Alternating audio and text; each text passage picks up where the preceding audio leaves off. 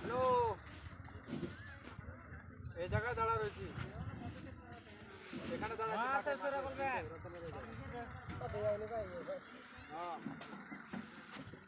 না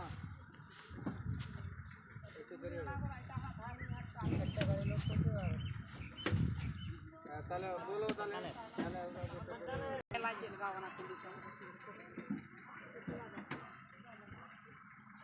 রানা ছাড়া উতর না মাঠ